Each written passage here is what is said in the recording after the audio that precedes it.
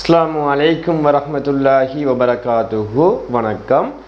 Right, நாம் இறுதி வகுப்பில் உங்களுக்கு தெரியும் அட்சர கணித கோவைகளின் காரணிகள் சம்பந்தமாக படித்து முடித்துவிட்டோம். இறுதியாக இரு வர்க்கங்களின் வித்தியாசம் எழுதப்பட்டுள்ள காரணிகள் சம்பந்தமாகத்தான் படித்திருந்தோம். அதற்குரிய வேக் சீட் வழங்கப்பட்டது.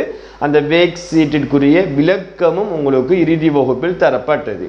இன்று அந்த பாடத்தை அடுத்து அதற்கு அடுத்த அழகாக வெளிப்படை உண்மை, அதன் பிறகு சமாந்தர கோடுகளுக்கு இடைப்பட்ட கோணம், அதன் பிறகு திரவ அளவீடு என்ற பாடம் 3 அலகுகள் காணப்படுகின்றது. உங்களோட ஃபர்ஸ்ட் டைம் அழகை முடிப்பதற்கு இன்னும் 3 அலகுகள் காணப்படுகின்றது. அப்போ நாம் படிக்க இருக்கின்ற பாடம் அந்த கடைசி அலகிலிருந்து தான் பார்க்க இருக்கின்றோம். திரவ அளவீடுகள் சம்பந்தமாகத்தான் இன்றைய நாள் வகுப்பில் பார்க்க இருக்கின்றோம். அப்போ திரவ அளவீடுன்னு சொன்னால் நீங்கள் சிறிய வகுப்பு கிரேட் 7, 8 படிச்சிருப்பீங்க. அதில் கனவளவு மற்றும் கொள்ளளவு சம்பந்தமாக சிறிய வகுப்புல கேள்விப்பட்டிருப்பீங்க. அந்த பாடத்தினுடைய தொடர்ச்சியான விடயத்தை பற்றி தான் தரம் 9 இருக்கக்கூடிய திரவ அளவீடு என்ற பாடத்தினூடாக படிக்க இருக்கின்றோம். அப்போ உங்களுக்கு தெரியும் பிள்ளைகள், கனவளவு என்று போட்டிருக்கேன். அப்போ கனவளவு என்று சொன்னால் ஒரு சடப்பொருள், சயின்ஸில் படிச்சிருப்பீங்க. சடம் என்று சொன்னால் அது 3 வகையாக காணப்படும்: திண்மம், திரவம், வாயு. சரியான ஒரு சடம் ஒரு இடத்தை பிடிக்கக்கூடிய அளவுதான் கனவளவு என்று சிறிய வகுப்பினூடாக படித்திருப்பீர்கள். அதனுடைய அலகு கன சென்டிமீட்டர், கன மீட்டர், அதாவது சென்டிமீட்டர் கணம், மீட்டர் கணம் என்றும் படித்திருப்பீர்கள். அந்த விடயம்தான் உங்களுக்கு நோட்டாக தரப்பட்டிருக்கு. ஒரு திண்மம் அல்லது திரவம், அது வாயுவாகவும் இருக்கலாம், வெளியில் எடுக்கும் இடத்தின் அளவு அத்திண்மத்தின் அல்லது திரவத்தின் கனவளவு எனப்படும். அப்போ ஒரு திண்மம் அல்லது திரவம் வெளியில் எடுக்கும் இடத்தின் அளவுதான் கனவளவு என்று அழைக்கப்படும். அந்த கனவளவினுடைய அலகு கன சென்டிமீட்டர் அல்லது கன மீட்டர். அந்த சென்டிமீட்டர் கணம், மீட்டர் கணம் என்று பயன்படுத்தப்படும். இதே போன்றுதான் கொள்ளளவு என்று சொன்னால் பாத்திரம் கொள்ளக்கூடிய உயர்ந்தபட்ச கனவளவு. ஒரு போத்தல் என்று சொன்னால் அந்த போத்தலுக்குள்ள நிரப்பக்கூடிய நீரின் அளவு தான் கொள்ளளவு. இப்போ நீங்கள் கடைக்கு போனீங்கன்னு சொன்னால் எனக்கு 1000 சென்டிமீட்டர் கணம் சோடா தேவை, 1000 மீட்டர் கணம் சோடா தேவைன்னு சொல்லுவீங்களா? இல்லை. 1 லிட்டர், 1/2 லிட்டர், 1.5 லிட்டர், இப்படித்தான் நீங்கள் அந்த சோடாவை அந்த கொள்ளளவை சொல்லி என்ன செய்வீங்க? வாங்கி கொள்வீங்க. அப்போ கொள்ளளவுங்கிறது அதுதான். அப்போ பாத்திரம் கொள்ளக்கூடிய உயர்ந்தபட்ச கனவளவு கொள்ளளவு எனப்படும். இதனுடைய அலகுதான் மில்லி லீட்டர் அல்லது லீட்டரில் பயன்படுத்தப்படும். மில்லி லீட்டர் அல்லது லீட்டர். அப்போ இவ்வளவு விடயமும் நீங்கள் கிரேட் 6, 7, 8 இந்த 3 வகுப்புலையும் படிச்சிருப்பீங்க. கனவளவுக்குரிய 2 சமன்பாடு இருக்கு. நீளம் தர, அகலம் தர, உயரம். அது கன உருவாக இருந்தாலும் சரி, சதுரமுகியாக இருந்தாலும் சரி, அந்த 2 சமன்பாடும் உங்களுக்கு ஞாபகம் இருக்கணும்டா. நீளம் தர, அகலம் தர, உயரம் ஒரு சமன்பாடு, அல்லது பரப்பளவு தர உயரம், அந்த 2 சமன்பாடும் உங்களுக்கு கட்டாயம் ஞாபகம் இருந்தால் தான் இது சம்பந்தமான மீட்டர் பயிற்சிகளை நீங்கள் செய்து கொள்ள முடியும். நாம் இப்போது தரம் 9 இருக்கக்கூடிய அந்த முதலாவது விடயத்தை பற்றி தான் பார்க்க இருக்கின்றோம். ரைட், இப்போ சிறிய தலைப்பை பாருங்க. கன சென்டிமீட்டருக்கும் மில்லி லீட்டருக்கும் இடையே உள்ள தொடர்பு என்று கேட்க.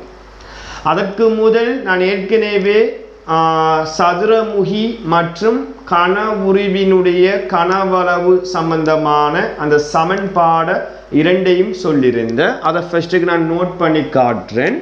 அப்போ நீங்கள் கனவுரு வடிவத்தை எடுத்தீங்கன்னு சொன்னால் இப்போ நீளம் ஏ, அகலத்தை நான் பி என்று எடுக்கேன், உயரத்தை வந்து சி என்று எடுத்துக்கொள்றேன்னா தெளிவாக பாரு. கனவளவு சமன் முதலாவது சமன்பாடு நீளம் தார அகலம் தார உயரம் என்று வரும். கட்டாயம் நீளம் அகலம் உயரம் எல்லாம் ஒரே அலகாக இருக்க வேண்டும். சில நேரம் அலகு மாற்றமாக இருந்தால் எல்லாத்தையும் ஒரு அலகுக்கு நீங்க மாற்றி தான் பெருக்கிக் கொள்ள வேண்டும். அதுல கொஞ்சம் தெளிவாக இருக்க வேண்டும். அப்ப நீளம் ஏ, அகலம் பி, உயரம் சி என்கிறதால பெருக்கும் போது ஏபிசி என்று கிடைக்கும். அல்லது இன்னும் ஒரு சமன்பாடு இருக்கு பிள்ளைகள். இந்த நீளத்துக்கும் அகலத்துக்கும் பதிலாக இந்த நீளமும் அகலமும் அடியில வாரத்தால அடிப்பரப்பளவு என்று சொல்லப்படும். பரப்பளவு என்று சொன்னா நீளம் தர அகலம் என்று உங்களுக்கு தெரியும். செவ்வகத்திர பரப்பளவு நீளம் தர அகலம். அது அடியில வாரத்தால அதுக்கு பெயர் அடிப்பரப்பளவு. அப்ப நீளத்துக்கும் அகலத்துக்கும் பதிலாக நாம் ஒரு சொல்ல பயன்படுத்தலாம், அடிப்பரப்பளவு தர உயரம் என்றும் வரும். அப்ப இதுவும் ஒரு கனவளவுக்குரிய மற்றும் ஒரு சமன்பாடு. தெளிவாக ஞாபகம் வைத்துக் கொள்ள வேண்டும். சில நேரம் அடிப்பரப்பளவையும் உயரத்தையும் தந்து போட்டு கனவளவை கேட்டால் இந்த சமன்பாடை பதிவேற்றாமல் இந்த சமன்பாடை பயன்படுத்தி தான் கனவளவை பார்க்க வேண்டும். உங்களுடைய மீட்டர் பயிற்சியில் சில கேள்விகள் இருக்கு, அதை செய்து பாருங்க. இப்ப நம்ம நேரடியாக இந்த 9ஆம் ஆண்டு தலைப்புக்குள் செல்வோம். கன சென்டிமீட்டர் என்று சொன்னா 1 சென்டிமீட்டர் கனம், இதான் கன சென்டிமீட்டர். மில்லி லீட்டர் என்று சொன்னா ml. அந்த ரெண்டுக்கும் என்ன தொடர்பு என்று சொன்னா, இப்போ உதாரணத்துக்கு கிலோமீட்டருக்கும் மீட்டருக்கும் என்ன தொடர்பு என்று கேட்டா உங்களுக்கு தெரியும், 1 கிலோமீட்டர் சமன் 1000 மீட்டர் என்று சொல்லுவீங்க. அதே போன்றுதான் 1 சென்டிமீட்டர் கனம் 1 மில்லி லீட்டர். இது முதலாவது தொடர்பு. இந்த தொடர்பிலிருந்து சில தொடர்புகள் உருவாக்கப்படுகின்றது. உதாரணத்துக்கு 10 சென்டிமீட்டர் கனம் என்று சொன்னா 10 மில்லி லீட்டர். பெருமானத்தில் மாற்றம் வராது, அலகுல மற்றும் மாற்றம் வரும். அப்ப 1000 சென்டிமீட்டர் கனம் என்று சொன்னா 1000 மில்லி லீட்டர். அப்ப நீங்க கிரேட் 4ல படிச்சிருப்பீங்க, 1000 மில்லி லீட்டர்ங்கிறது 1 லீட்டர் என்று உங்களுக்கு தெரியும். 1000 மில்லி லீட்டர் 1 லீட்டர். அப்ப இந்த 3 தொடர்புலையும் இருந்து ஒரு புது தொடர்பை நாம் கண்டுபிடிக்க முடியும். 1000 சென்டிமீட்டர் கனம் சமன் 1 லீட்டர். 1 லீட்டர். அப்ப இந்த 2 தொடர்பும் மிக முக்கியமான தொடர்பு பிள்ளைகள். 1 சென்டிமீட்டர் கனம் 1 மில்லி லீட்டர், 1000 சென்டிமீட்டர் கனம் 1 லீட்டர். இந்த தொடர்பு உங்களுக்கு கிரேட் 4ல இருந்து தெரியும். 1 லீட்டர் சமன் 1000 மில்லி லீட்டர். சரிதானே? அப்ப இந்த தொடர்பை நீங்க சரியாக நான் எழுதப்பட்டதை போன்று உங்களோட கோப்பில எழுதி கொள்ளுங்க. இது சம்பந்தமான சில பயிற்சிகளை பற்றி பார்ப்போம். இப்ப ஃபர்ஸ்ட் உதாரணத்தை பாருங்கடா. இணைத்து கொள்க என்று தரப்படுது. அப்ப ஏ குரூப் ஒரு பி குரூப் என்று தரப்படுது. ஏ குரூப்ல இருக்கிற ஒன்று இந்த கேள்விக்கான விட பி குரூப்ல இருக்கும். அதை நீங்க சரியான விடையை ஜாயின் பண்ணி கொள்ள வேண்டும். அப்ப நம்ம 2 தொடர்பு படிச்சிருக்கோம். ஒன்று 1 சென்டிமீட்டர் கனம் 1 மில்லி லீட்டர். அடுத்தது 1000 சென்டிமீட்டர் கனம் 1 லீட்டர். அடுத்த விடயம் உங்களுக்கு தெரியும், சிறிய வகுப்புல படிச்சிருப்பீங்க, 1000 மில்லி லீட்டர் 1 லீட்டர். இந்த 3 விடயத்தை வைத்து சரியான விடையை நீங்க தொடுத்து கொள்ள வேண்டும். அப்ப 1000 சென்டிமீட்டர் கனம் பாருங்க 1 லீட்டர். நேரடியாக அந்த தொடர்புக்கு அந்த கேள்வி போகுது. அப்போ 1 லீட்டர் எங்க இருக்கு? இன்னும் இருக்கு. அப்ப சரியாக இவ்வாறு அந்த விடையை கண்டு தொடுத்து கொள்ள வேண்டும்.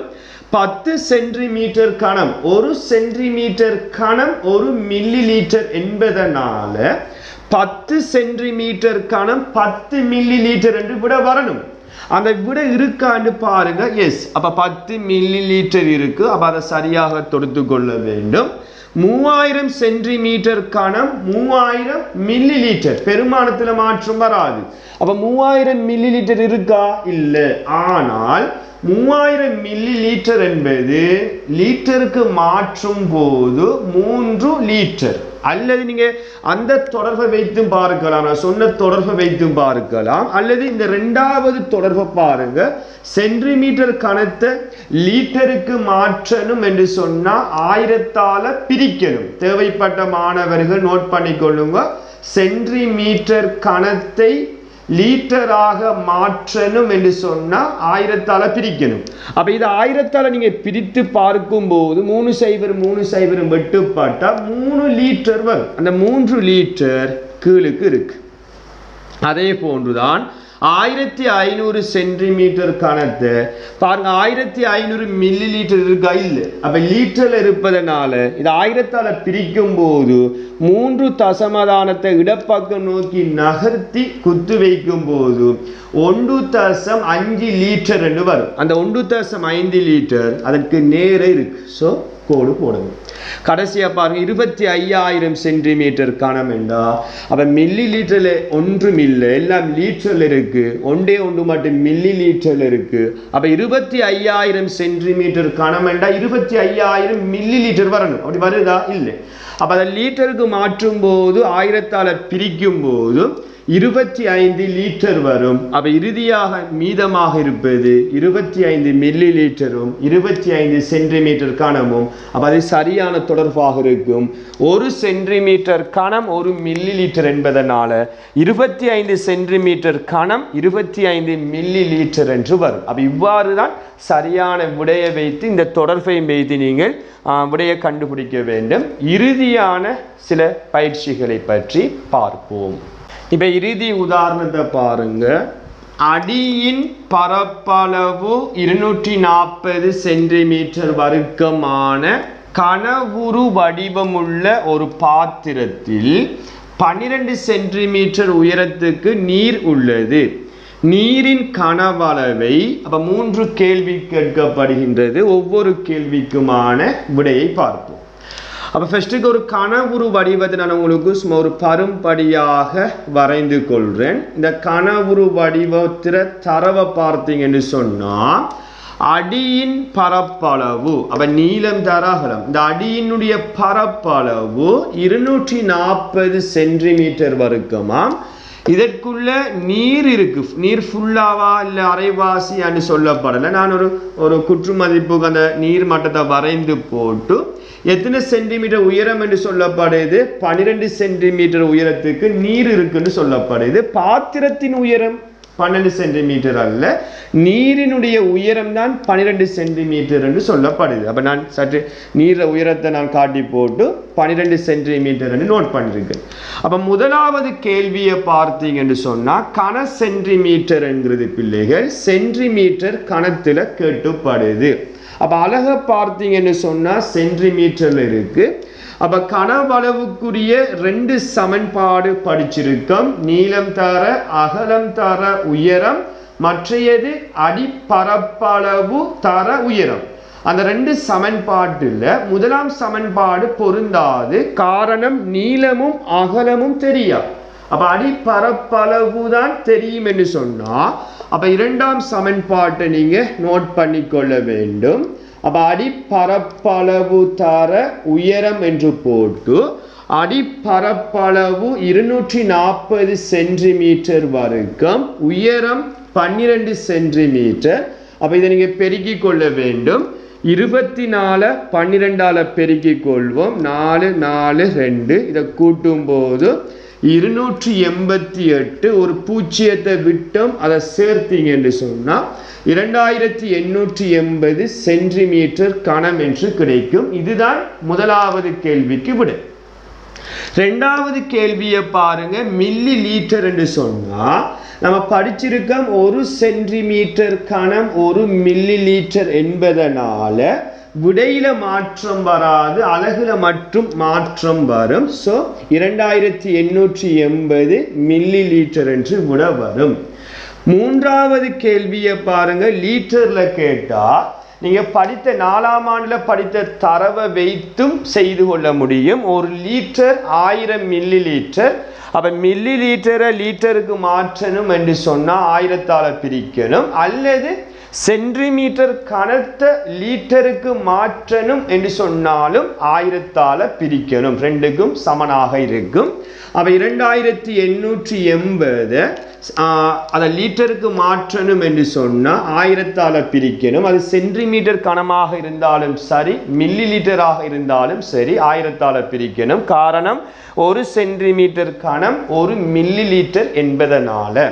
அப்ப பிரிக்கும் போது ஒரு முழு எண்ணுக்கு தசம் 1ஆம் இடத்திலக்கத்துக்கு பக்கத்தில் இருக்கும். 1000க்கு 3 பூஜ்ஜியம் என்பதனால 3 இலக்கம் இடது பக்கம் நோக்கி நகர்த்தி குத்தி வைத்தீங்க என்று சொன்னா 2.88. கடைசியா ஒரு பூஜ்ஜியம் வருதுன்னா போட்டாலும் பிரச்சனை இல்லை, போடாவிட்டாலும் பிரச்சனை இல்லை. அப்ப 2.88 லிட்டர் என்று மூன்றாவது கேள்விக்கு விடை கிடைக்கும். அப்ப இவ்வாறு தான் ஒரு வசன கேள்விகள் வரும்போது செய்து கொள்ள வேண்டும். அப்ப இவ்வளவு தான் இன்றைய நாளிற்குரிய பாடத்தொகுப்பாக இருக்கின்றது. அப்ப இதனுடைய மீதி பகுதி ஒரே ஒரு தலைப்பு காணப்படுகின்றது. இன்ஷா அல்லாஹ் அடுத்த வகுப்பில் அந்த விடயத்தை பற்றி பார்க்க இருக்கின்றோம். அப்ப இங்கு சொல்லப்பட்ட அனைத்து விடயத்தையும் உங்களோட கோப்பில நோட் பண்ணிக்கொள்ள வேண்டும். இது சம்பந்தமான வேக் சீட் குழுமத்தினூடாக பதிவேற்றப்படும். அந்த வேக் சீட்டையும் அடுத்த வகுப்பு எப்போது இருக்கின்றதோ அதற்கு இடையில எல்லா மாணவர்களும் செய்து அனுப்பி கொள்ள வேண்டும். செய்து அனுப்பி கொள்ளும் போது உங்களுக்கு வழங்கப்பட்ட சீரியல் இலக்கம், அந்த ரெஜிஸ்டர் நம்பரை பதிவிட்டு எனது வாட்ஸ்அப் இலக்கத்துக்கு ஆன்சரை நீங்கள் செய்து அனுப்பி கொள்ளும் போது எங்களுக்கு கரெக்ஷன் பார்த்து உங்களோட புள்ளிகளை பதிவு செய்வது இலகுவாக இருக்கும் என்பதையும் தெரிவித்துக் கொண்டு அடுத்த வகுப்பில் இதனுடைய மீதி பகுதியை பார்க்கும் வரை உங்களிடமிருந்து விடைபெற்று செல்கின்றேன். நன்றி, வணக்கம்.